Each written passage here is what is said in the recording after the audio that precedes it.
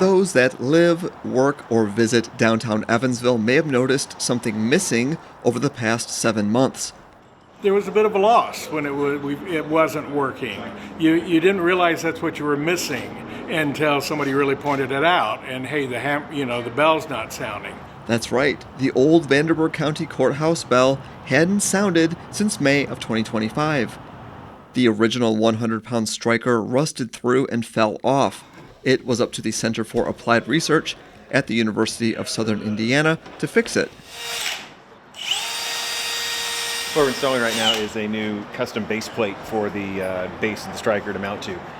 We tried a different approach, and because the striker is shorter, we actually had it elevated too high to make contact with the bell, so we notched out the beam, and Mason cut out this custom plate that we're installing now, screwing that down, and then we're going to attach the actual striker base to our custom plate, and then make sure everything lines up and hits the bell where it should.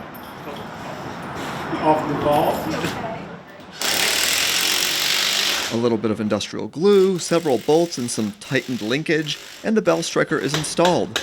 Bristow says it's technically called a drop hammer. Right. Because the power is under its own weight, it's released to fall back.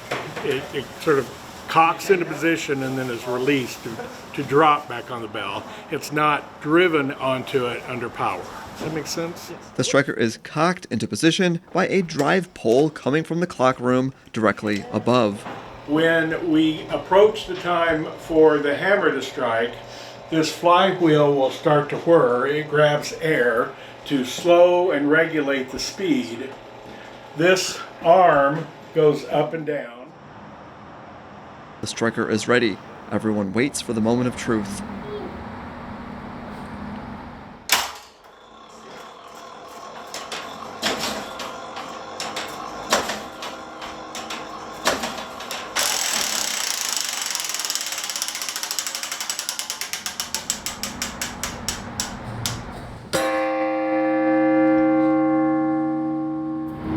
Unexpectedly emotional. Nice job, team. It was good to see it, to hear it and see it striking, and that it worked the first time. No further adjustments. I think we're good to go.